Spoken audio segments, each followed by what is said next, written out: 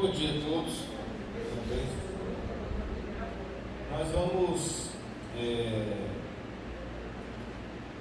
hoje, excepcionalmente, eu vou aproveitar a ocasião que estamos tratando sobre um assunto bastante relevante para a vida da igreja, que é o culto ao Senhor Deus, na classe dos catecúmenos, né? E aí, como também boa parte, inclusive, já tratamos na última aula, né? Eu até adiantei um assunto que não iria tratar hoje. Então, é bom que os irmãos aqui que não ouviram ouçam aquilo que eu ensinei para eles semana passada, e eu já completo a aula da semana passada aqui. E assim, como dizia um amigo meu, mato 2 coelhos com uma caixa d'água. Tá bom? Vamos orar ao Senhor Deus antes. Senhor Deus, nós queremos pedir a tua graça, Pai. Pedir que o Senhor nos abençoe nesse estudo a Ti, Senhor. Seja conosco no nosso entendimento acerca desse assunto importante para a vida da igreja, que é o culto ao Senhor. Pagamos a tua ajuda sobre aquele que dará o estudo e também sobre os que ouvirão, Senhor. Em nome do Senhor Jesus. Amém. Ao lidar com esse assunto, nós devemos fazer uma pergunta. Uma vez que alguém é salvo pelo Senhor Jesus, percebe que não há outro Deus, não há outro meio de salvação, qual é o desejo maior que existe no coração de alguém, dessa pessoa? O que é que vocês diriam? Essa é uma pergunta. O que é que vocês responderiam? Podem responder. Adorar a Deus. Já deu uma deixa já, né, falando o que eu iria falar. E de fato, uma vez que alguém percebe que não há outro meio de viver senão por Cristo Jesus, pelos méritos dele, o maior desejo do cristão então é adorar o Senhor Deus. Mas como é que o cristão irá fazer isso? Antes disso, né, a gente percebe o seguinte, que uma vez que o desejo do cristão, sendo alcançado por Deus, é adorá-lo, o maior desejo deve ser adorá-lo. O nosso símbolo de fé, inclusive, diz, né, que o fim principal do homem é glorificar a Deus, gozá-lo para sempre, ou seja, dar glória a Deus, cultuar a Deus. Nós percebemos então que a importância que nós damos ao culto diz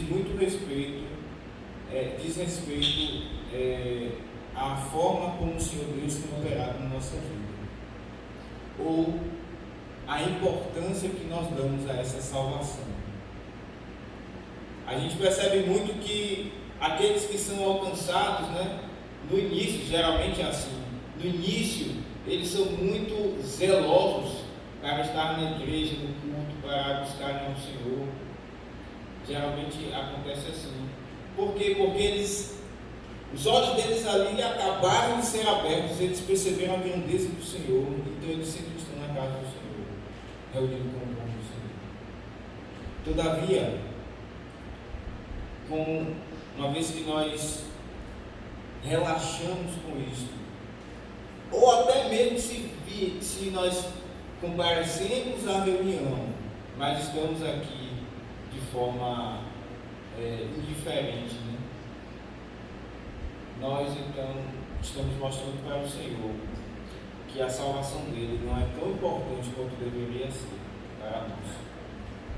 Mas então, continuando esse pensamento, vem a pergunta: como é que nós devemos adorar o Senhor? É certo que, de uma forma geral, o crente irá querer dar glória ao Senhor, exaltar o Senhor. louvá-lo. Mas como fazer isso? E aí, nós percebemos na Escritura que o Senhor Deus, Ele não deixou a nossa vontade escolher como Ele deveria ser adorado. Perceba, vamos abrir alguns textos, primeiro Êxodo 20.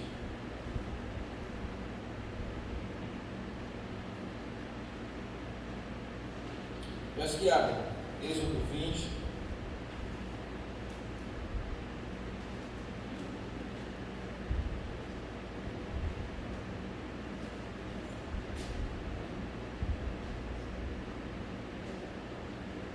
No verso 22 diz assim: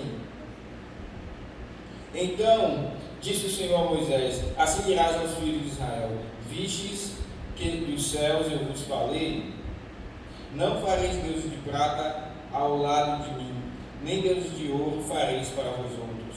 Um altar de terra lhe farás, e sobre ele sacrificarás os teus holocaustos, as tuas ofertas pacíficas, as tuas ovelhas e os teus bois, em todo lugar onde eu fizer celebrar a memória do meu nome, virei a ti e te abençoarei. Agora veja o que o Senhor diz: se me levantares um altar de pedras, não o farás de pedras lavradas, pois sobre ele manejarás, pois se sobre eles manejares a tua ferramenta, profaná-lo-ás. O que é que nós aprendemos, nós vemos aqui? Esse texto, ele vem após o Senhor Deus dar a lei ao povo. E a lei do Senhor é uma demonstração de como, uma vez que o povo foi salvo por Deus, eles deveriam viver na aliança, no pacto com Deus. O Senhor Deus, por isso, menciona aqui no início, no verso 1, né? Então falou Deus todas essas palavras: Eu sou o Senhor teu Deus, que te tirei da terra do Egito, da casa da servidão. E nós sabemos que essas palavras dizem respeito à obra que o Senhor Deus opera no coração de um homem, quando o Senhor Deus o tira do cativeiro do pecado de Satanás, o liberta e o transporta para o reino do Filho do seu amor.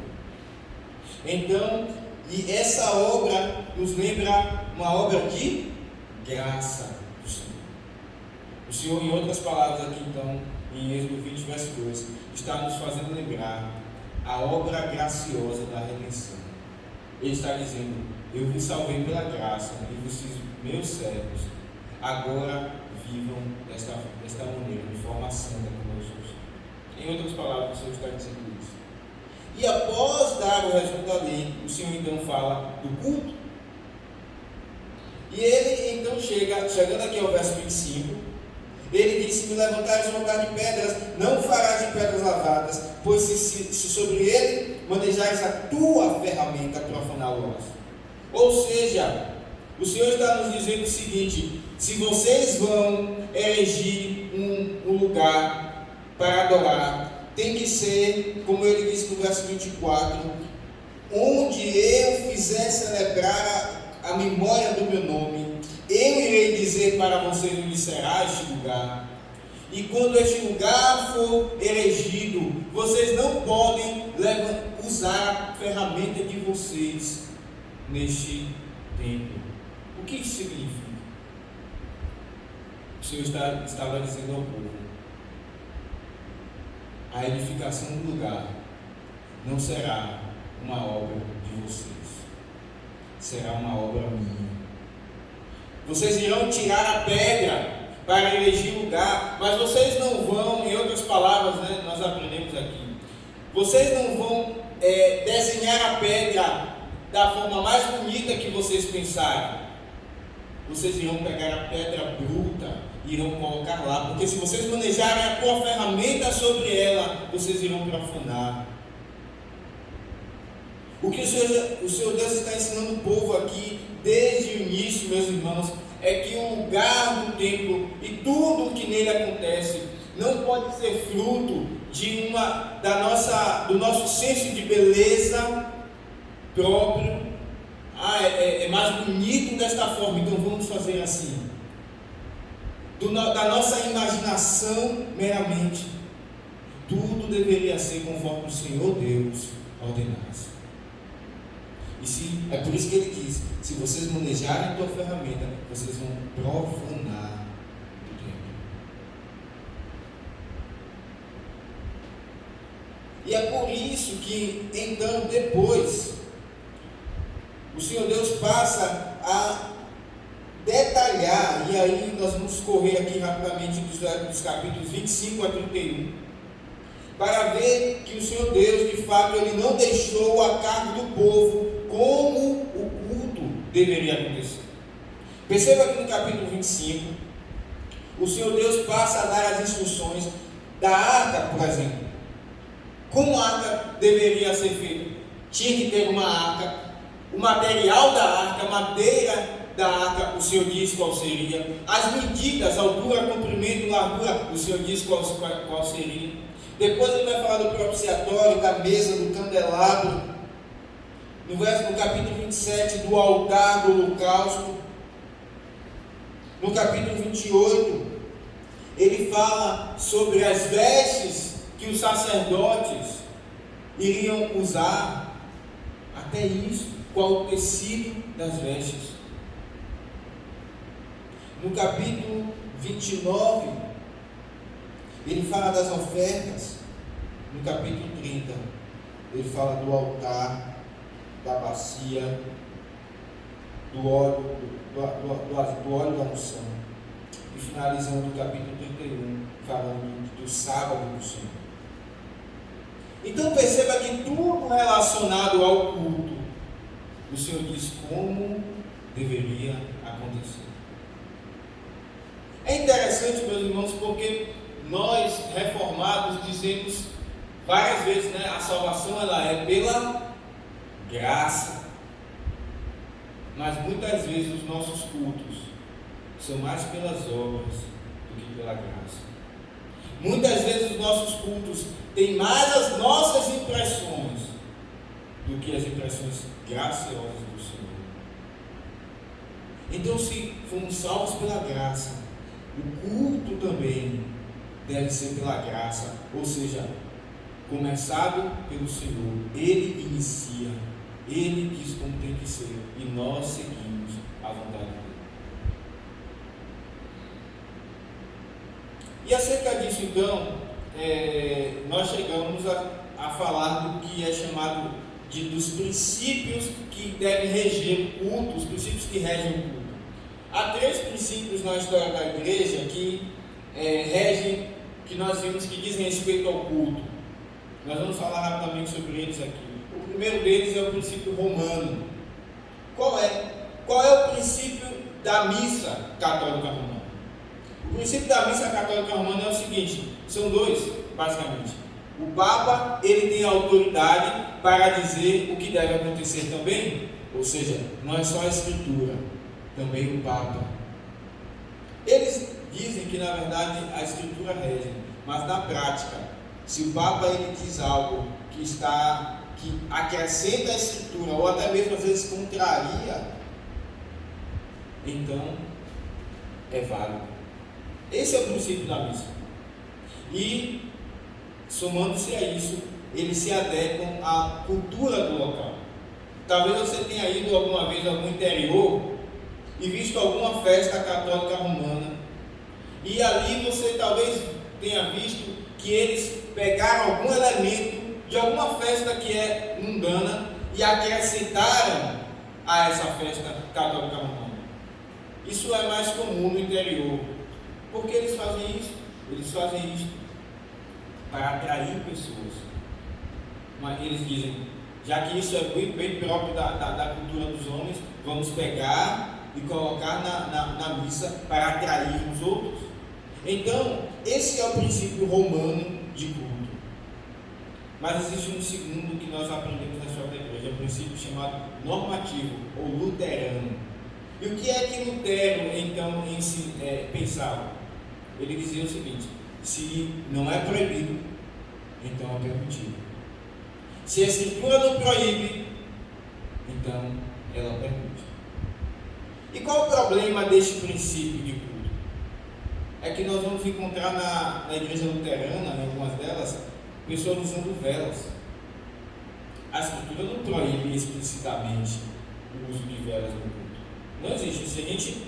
Se a gente for procurar na Escritura, não existe um texto bíblico dizendo assim: é proibido usar vela no culto, aquela vela de 7 dias, ou a vela menor, enfim. Não tem esse texto na Bíblia. Mas nós sabemos que o Senhor Deus não se agrada disso no culto. Mas o problema é isso. São pessoas que são irmãos. Lutero foi um grande homem da igreja que o Senhor Deus proveu. Mas eles entendiam dessa forma. E então, depois de Lutero, veio Calvino. E é esse o princípio que nós adotamos. O princípio chamado regulador do culto. O que é que então Calvino dizia diferentemente de Lutero? Lutero dizia: se não é proibido, é permitido. Calvino dizia: não, o que nós vamos fazer é tudo o que é ordenado. Se não é ordenado, não é permitido. E isso faz mais jus ao que nós vimos em Êxodo 20, verso 22 em diante. Porque é exatamente o que o Senhor diz ao povo. Ele diz: olha, eu vou escolher um lugar onde vocês vão me adorar, e vocês vão usar pedras, e vocês não vão usar as tuas ferramentas sobre as pedras, ou seja, vai ser da forma como eu disser. Então, como é que deve ser? Como é que nós devemos cultuar ao Senhor? Uma vez que nós somos alcançados por Deus, queremos adorá-lo, queremos louvá-lo, temos esse desejo que o Senhor Deus coloca no nosso coração. Como nós devemos cultuá-lo? Calma, respondia: como Ele nos ordenou. E sobre isso, então, meus irmãos, se nós estudarmos estudarmos o princípio regulador do culto, nós aprendemos que existem nele ele é composto de 3 partes. A primeira delas é o elemento do culto. E nós sabemos muito bem o que é isso. Você sabe que existe a hora da leitura da palavra no culto. Você sabe que existe a hora de cantar um cântico ao Senhor, de orar ao Senhor. Esses são os elementos do culto. E a Escritura está cheia de momentos em que o Senhor Deus ordena que se orem. Por exemplo, Paulo lá em 1 Timóteo 2, né, nós lemos 1 Timóteo 2 é um dos textos que diz, no verso número 1, Paulo diz: antes de tudo, pois, exorto que se use a prática de súplicas, orações, intercessões, ações de graças em favor de todos os homens, em favor dos reis e de todos os que se acham investidos de autoridade, para que vivamos vida tranquila e mansa, com toda piedade e respeito. É por isso que o ministro, ou aquele que ora, uns que oram no culto, devem orar pelas autoridades, porque está ordenado pela Escritura. Em outros textos, nós vemos Deus ordenando o povo que ore. Nós vemos a ordenação da leitura da palavra, dos cânticos, da pregação. Então, esses são os elementos que o Senhor Deus mesmo escolheu para que estivessem.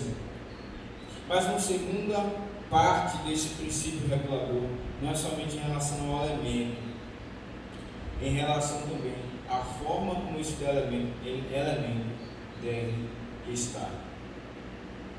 Perceba, alguns dizem, não existe tanto debate acerca do que deve ter no culto, ou seja, dos elementos do culto, quanto existe em relação à forma como esses elementos devem acontecer no culto. Por exemplo, alguns sabem que a palavra de Deus deve ser ensinada no culto, é um elemento do culto. Mas outros vão dizer o seguinte: não, mas ela pode ser ensinada através de uma dança, ela pode ser ensinada através de um teatro. Nós podemos aprender, Deus pode falar com o seu povo através também destas formas. Então, são formas de Deus falar com o seu povo. Alguns dizem isso. Mas nós olhamos para a Escritura, meus irmãos, e não esta forma de manifestação do Senhor Deus falar com o seu povo. Nós vemos sim, por exemplo, teatro, de certa forma um teatro, né? Oséias, o Senhor disse a Oséias: vai com uma mulher infiel, casa com ela. E isso era uma forma do povo entender que Oséias, um homem infiel, estava ali como o Senhor Deus, que era fiel ao seu povo, fiel a si mesmo, né? E a igreja era como aquela mulher infiel, que o Senhor Deus estava se relacionando com ela, mas a igreja traía o Senhor com ídolos, não era fiel ao Senhor. Isto é uma certa forma de teatro, mas ali não é um texto que nos fala do culto, como o culto deve acontecer. Na música, certamente todas as coisas que um ser humano pode fazer são coisas para a glória de Deus. Então há como alguém dançar para a glória de Deus, fazer teatro para a glória de Deus. Não é que é pecado nós fazermos teatro, mas a questão qual é a forma do elemento de culto. Ela é verbalizada desde o início. Desde o início, João diz: no princípio era o Verbo, e o Verbo estava com Deus, e o Verbo era Deus. Então, todas as vezes que nós vemos alguém pregando a palavra na Escritura, isso é alguém que é levantado por Deus no meio do povo, e então abre a boca e fala aquilo que Deus mandou ele falar. Então é algo verbalizado, não é algo gesticulado, não é uma dança, não é um teatro. Então esta é a forma, é um exemplo de como a forma do elemento a forma que o elemento deve estar ali apresentado. Nós temos também, não somente o elemento, falando de princípio regulador do culto, não somente o elemento, não somente a forma, mas também a circunstância. E o que é essa circunstância? Vamos abrir lá em 1 Coríntios 14, 40.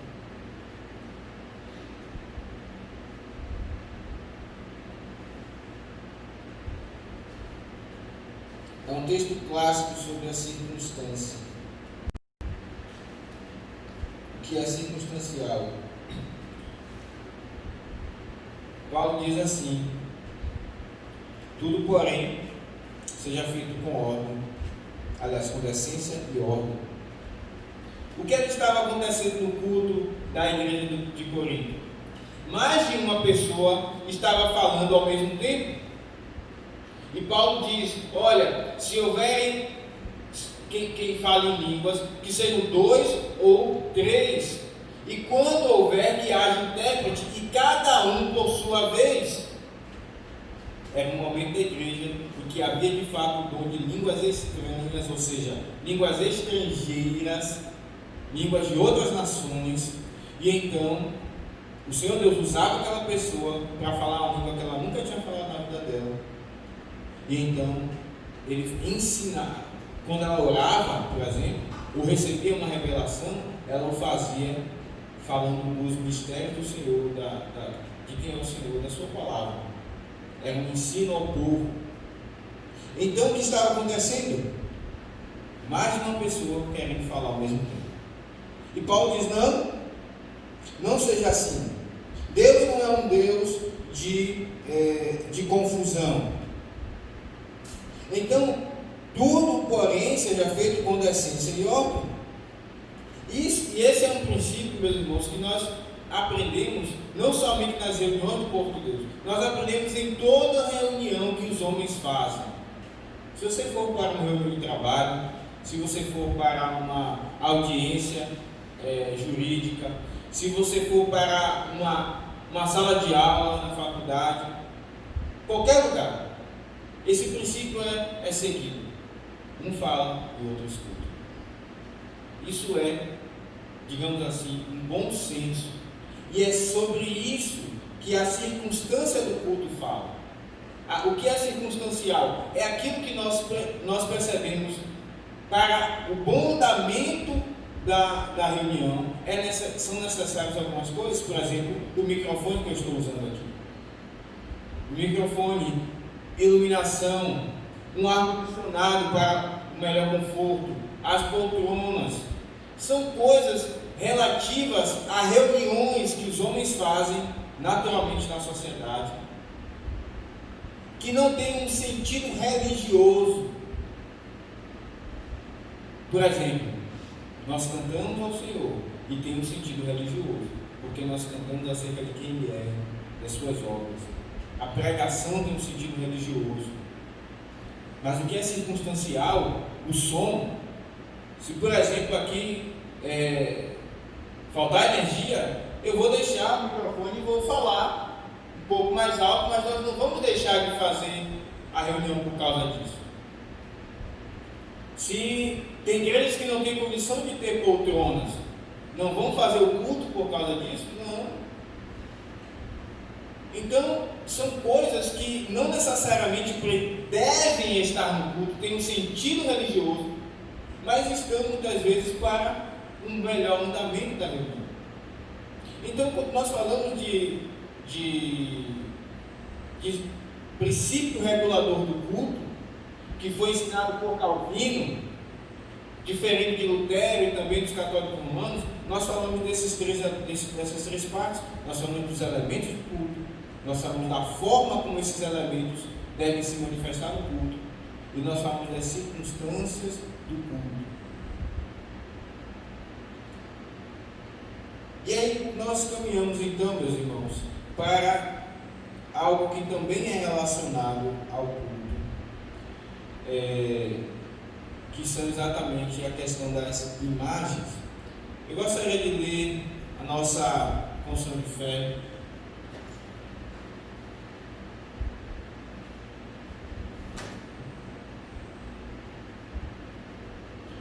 Antes eu lerei o capítulo 1, na seção 6.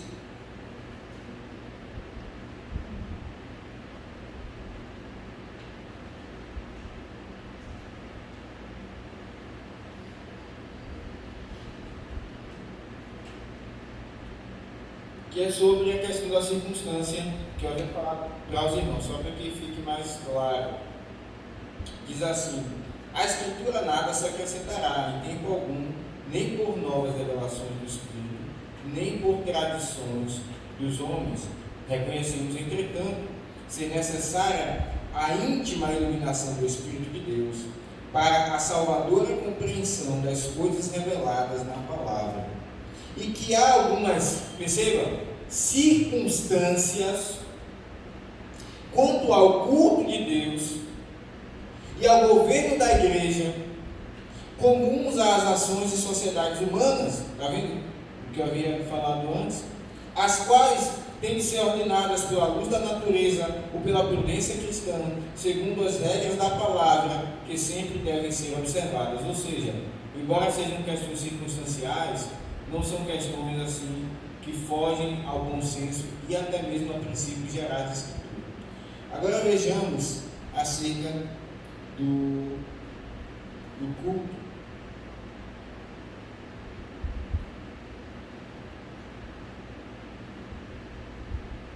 Perceba o que diz aqui na seção 1 do culto ao Senhor, né, no capítulo 21 da Confissão de Fé. A luz da natureza, que nós já vimos até aqui, né, aquele senso de religião que o Senhor Deus põe em todo homem. A luz da natureza mostra que é um Deus, que tem domínio e soberania sobre tudo, que é bom e faz bem a todos, e que, portanto, deve ser temido, amado, louvado, invocado, crido e servido de todo o coração, de toda a alma, de toda a força. Mas, perceba aqui, o modo aceitável, ou seja, foi o que nós falamos no início, né? Como Deus deve ser adorado? O modo aceitável de adorar o verdadeiro Deus é instituído por Ele mesmo, e é tão limitado pela sua vontade revelada, que ele não deve ser adorado segundo as imaginações e invenções dos homens, ou sugestões de Satanás, nem sob qualquer representação visível ou de qualquer outro modo não prescrito nas Escrituras. Ou seja, o que é que a confissão de fé está falando?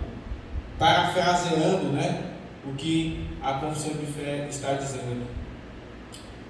Uma vez que nós somos alcançados pelo Senhor, nós iremos querer adorar. Só que tem um problema. Você e eu continuamos com uma natureza pecaminosa dentro de nós. E é muito fácil que nós queiramos adorar o Senhor Deus da forma como não agrada, por causa ainda do pecado que habita em nós.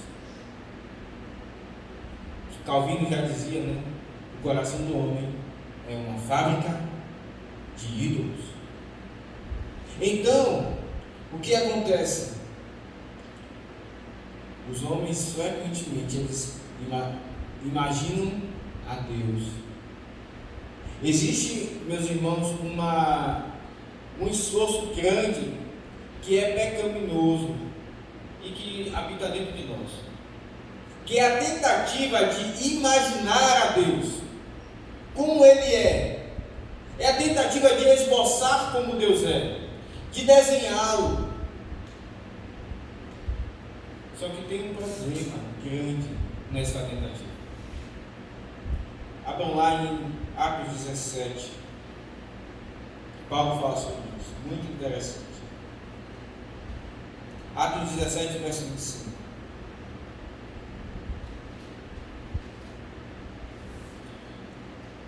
Vou ler o verso 24. O Deus que fez o mundo. Atos 17, 24 e 25. O Deus que fez o mundo e tudo que nele existe, sendo Ele Senhor do céu e da terra, não habita em santuários feitos por mãos humanas, nem é servido por mãos humanas, como se de alguma coisa precisasse, pois Ele mesmo é quem a todos dá vida, respiração e tudo mais. De um só fez toda a raça humana para habitar sobre toda a face da terra, havendo fixado os tempos previamente estabelecidos os limites da sua habitação. O que Paulo nos ensina aqui? É que Deus, Ele não precisa de nós. O Senhor nos fez, na verdade, para que nós o adorássemos, o servíssemos. Nós é que precisamos do Senhor. Então Deus, Ele não é servido por mãos humanas. Deus, Ele não é essa tentativa que nós temos de imaginar e desenhar a Deus é uma inversão das coisas. Porque quem criou e desenhou-nos, por assim dizer, foi o Senhor. O Senhor tomou do pó da terra, o Senhor fez Adão. Quem desenhou o outro foi Deus quem nos desenhou. E quando nós então tentamos fazer o oposto, desenhar a Deus, ou seja, fazer uma criação nossa, nós então estamos invertendo as coisas. Esse é o maior problema de fazer imagem das pessoas da Trindade. Alguns pensam que não há muito problema em nós passarmos mensagens que tem ali uma imagem que diz respeito ao Senhor Jesus, ou uma pomba que ali as pessoas querem representar o Espírito Santo, ou alguma coisa assim. Algumas pessoas pensam que não tem muito problema nisso. Mas, meus irmãos, uma vez que nós tentamos representar a Deus, nós estamos invertendo as coisas. Porque Ele é quem nos criou, e não nós é que damos origem a Ele, representando. E quando o homem faz isso, por detrás, seja consciente ou inconscientemente, o que ele está fazendo é tentando abarcar a Deus, é tentando compreendê-lo. A palavra é bem colocada, porque a ideia de compreender é entender completamente algo. Nós podemos entender a Deus, nós podemos conhecer a Deus, mas nós não podemos compreendê-lo, ou seja, entendê-lo completamente, porque ele é infinito. quando nós somos para a eternidade, em perfeição, para conhecer a Deus, será necessária toda a eternidade. E ainda não conseguiremos conhecê-lo completamente, porque Ele é infinito. Você entende então qual é o problema de tentarmos desenhar a Deus? É uma tentativa do homem de dominar o conhecimento de Deus completamente. E isso o Senhor Deus, Ele não admite. Ele diz que Ele não é servido por mãos humanas.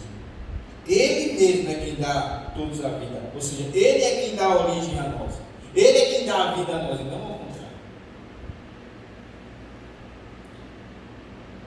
E obviamente nós precisamos nos valer do mandamento, do segundo mandamento. Peço que vocês abram lá em Êxodo 20. Isso também diz respeito ao culto, é óbvio.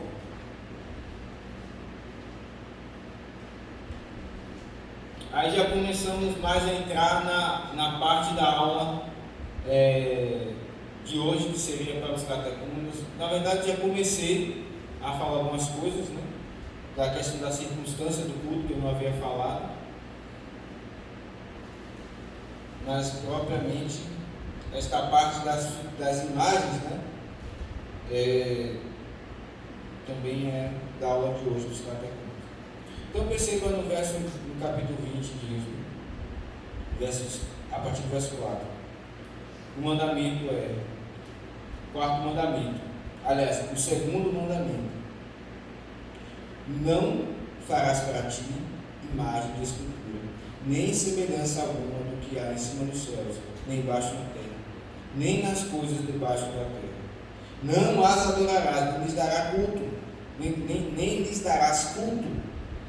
Porque eu sou o Senhor teu Deus, Deus zeloso, que visito a iniquidade dos pais nos filhos até a terceira e quarta geração daqueles que me aborrecem, e faço misericórdia até 1000 gerações daqueles que me amam e guardam os meus mandamentos. O que é que o Senhor nos diz aqui? Ele nos dá duas ordens, basicamente. A primeira delas é: não farás para ti o quê? Podem dizer, nós estamos na pregação. Não farás para ti imagem. Nós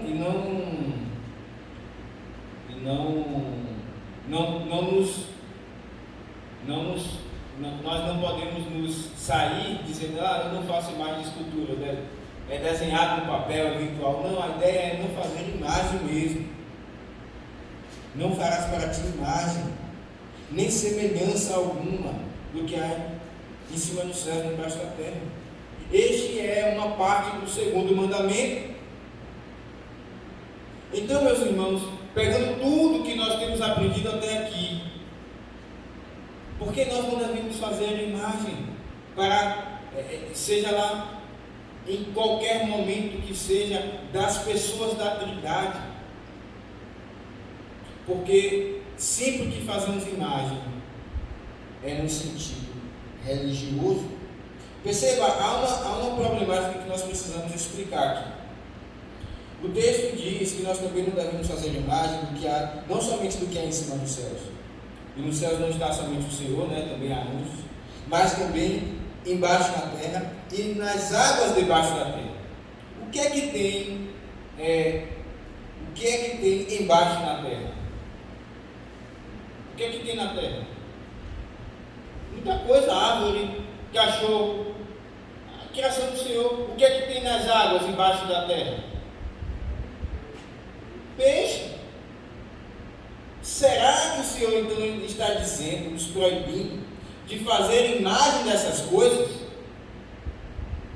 Não necessariamente. Perceba, não necessariamente. Por quê? Porque a ideia aqui, esse mandamento, o segundo mandamento, ele está regulando o culto.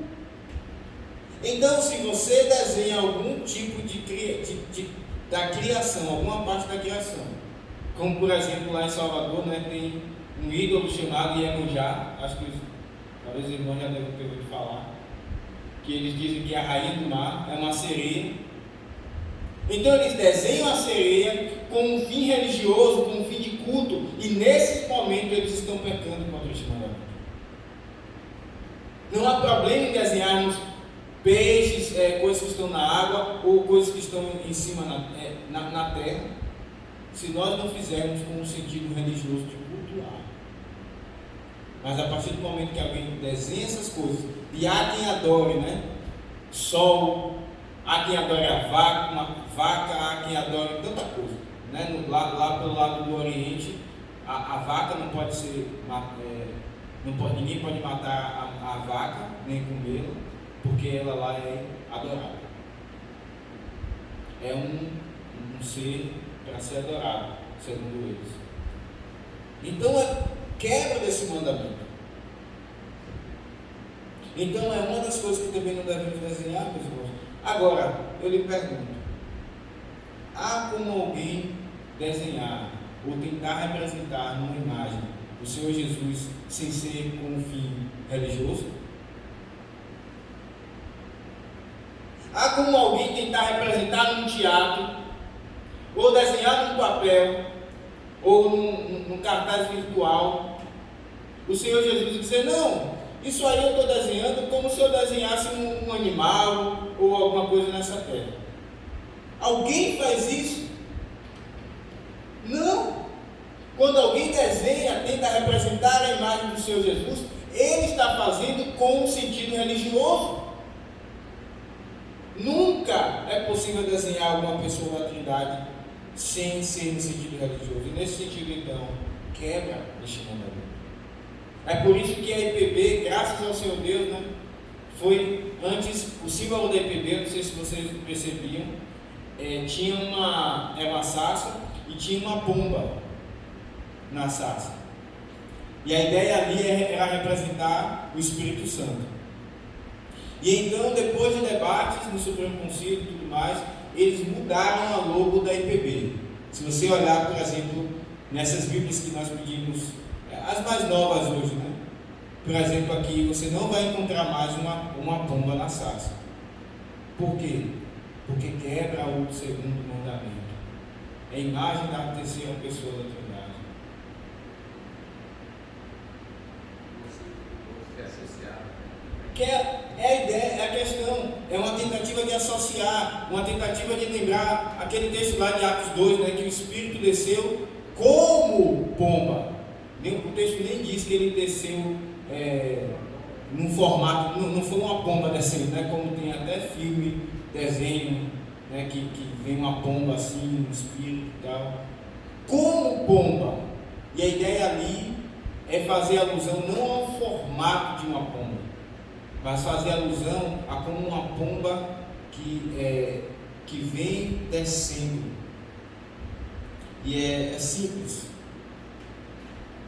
Outras características da pomba, não o formato da pomba. Então, meus irmãos, o que é que nós vemos aqui nesse texto de Atos 20, 4 a 6, que é o segundo mandamento? Uma proibição de nós fazermos imagem da Trindade, das pessoas da Trindade, e de qualquer outra coisa criada com fim religioso. Perceba, a primeira ordem é: não farás para ti imagem. E é interessante isso porque alguns vão dizer o seguinte: não, eu não uso imagem, nós não usamos imagem no culto das pessoas da Trindade. Mas vários materiais didáticos para crianças têm ali a imagem, a tentativa de representar o Senhor Jesus, a segunda pessoa da Trindade. Vários, inclusive alguns até produzidos pela Cultura Cristã, que é uma editora da nossa denominação, infelizmente. É uma incongruência, né? Mudou a sarça, mas essas coisas ainda continuam. Infelizmente. Mas o que vemos? O mandamento nos proíbe não somente de colocar no culto, ele nos proíbe de fazer imagem. É muito claro. Então é quebra desse mandamento.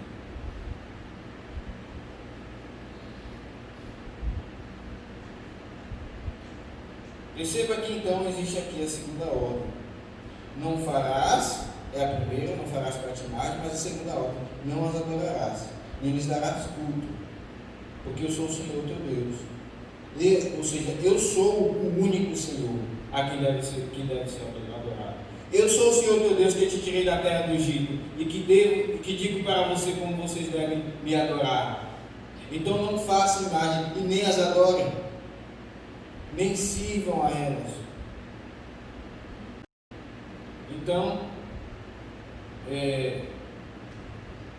continuando aqui. Existem outros textos que vão nos ajudar nesse ponto. Abram, por exemplo, aí em Deuteronômio 4. Deuteronômio 4, verso 15.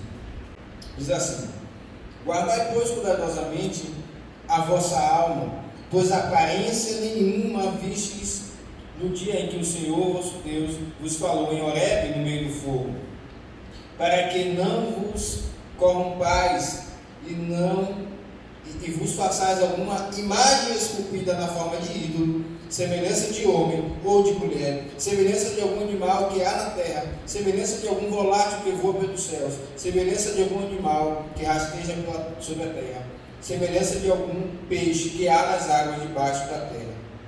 Guarda-te, não levantes os olhos para os céus, e vendo o sol, a lua e as estrelas, a saber todo o exército dos céus, seja seduzido a inclinar-te perante eles, e des culto a aqueles coisas que o Senhor teu Deus repartiu a todos os povos debaixo de todos os céus.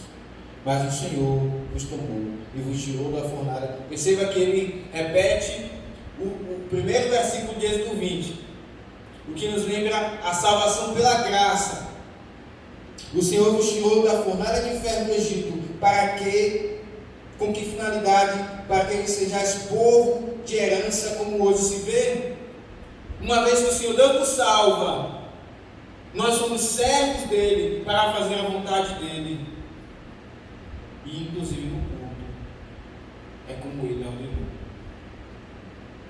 Então, qual é uma das justificativas pelas quais não devemos fazer imagem nem adorá-los? Porque lá, quando o Senhor Deus se manifestou ao povo em Horebe, diz o texto, ele é claro em dizer: não viste semelhança alguma. Então, guardem, ou seja, tenham cuidado para que vocês não façam imagem, porque eu não me manifestei em imagem. Lá em Deuteronômio 12, peço que vocês abram também, mais interessante o texto, porque em Deuteronômio 12, o Senhor Deus está regulando o culto. Eles estão recebendo aqui ordens do que eles deveriam fazer quando eles chegassem na terra. E diz o texto aqui a partir do verso 1: são estes os estatutos e juízos que cuidareis de cumprir na terra que vos deu o Senhor, Deus de vossos pais, para possuirdes todos os dias que viverdes sobre a terra. Destruireis por completo todos os lugares onde as nações que ides por desapossar serviram aos seus deuses, sobre as altas montanhas, sobre os outeiros e debaixo de toda árvore frondosa. Então, o Senhor diz aqui no verso 4: não fareis assim para com o Senhor vosso Deus. O que o Senhor Deus está ensinando ao povo? Vejam a forma que os outros povos cultuam. Eles fazem imagens, eles levantam o altar. Vocês não vão fazer assim. Quando vocês chegarem lá, vocês vão destruir completamente o que eles fazem e fazer da forma como eu ordeno. E veja que é nesse contexto, irmãos, de que o Senhor está falando do culto, que vem o último versículo. Tudo o que eu te ordeno, observarás. Quem me diz aí depois? Tudo o que eu te ordeno, observarás.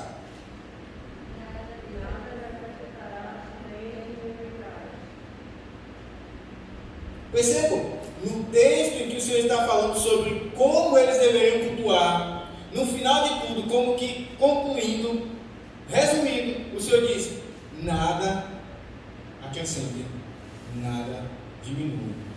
diminua. Isso lembra o que Calvino dizia. Porque o Senhor deve, como nós devemos cultuar, como Ele ordenou. Nada acrescentar, nada diminuir. Então, meus irmãos, há outros textos que nós poderemos abrir aqui e que falam desses princípios que nós estamos falando aqui. Mas eu quero finalizar por aqui. E aqui nós aprendemos então que como é que deve ser o culto ao Senhor. Nós aprendemos que uma vez que nós temos esse desejo que o próprio Deus coloca em nosso coração de cultuá-lo, nós devemos cultuá-lo. De que forma? Como Ele ordenou. Não devemos pegar a nossa ferramenta e tentar embelezar o culto ao Senhor.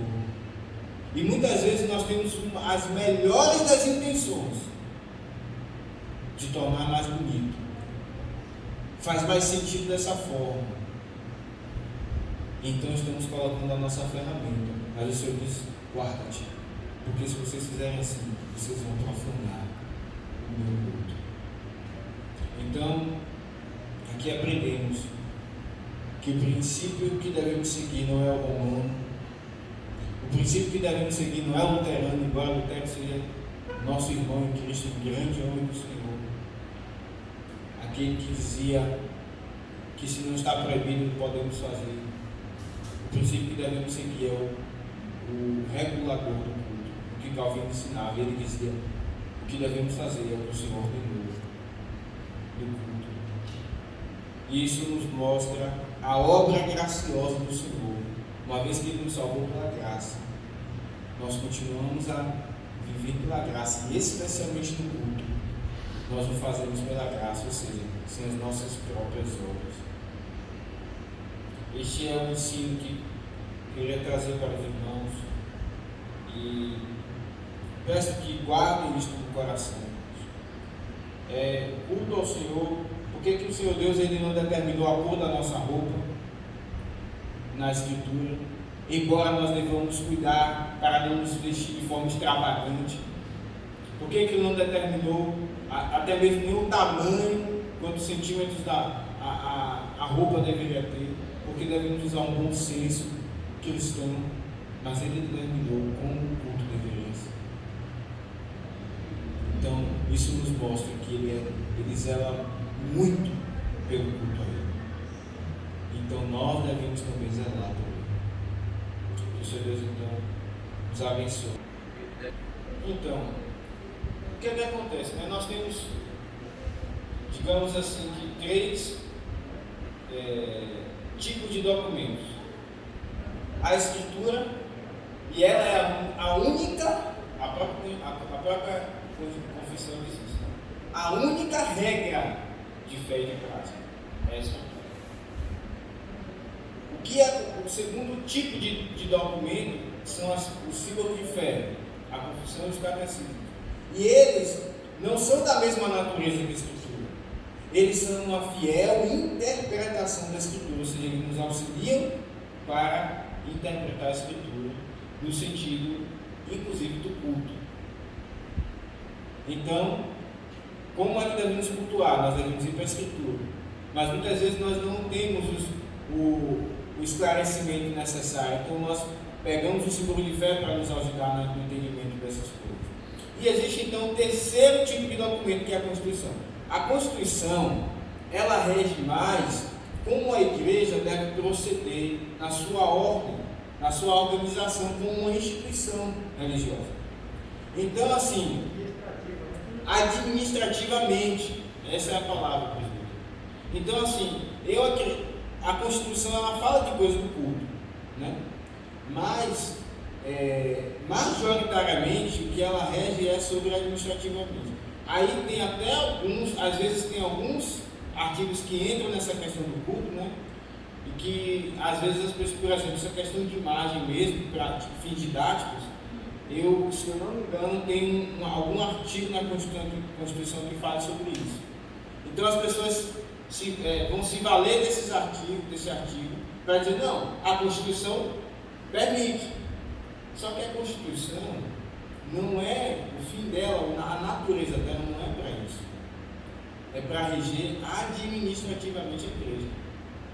E, inclusive, a própria Constituição diz que a Escritura é a única regra de fé e de prática. E diz que os símbolos de fé são a fiel interpretação da Escritura, que nós adotamos.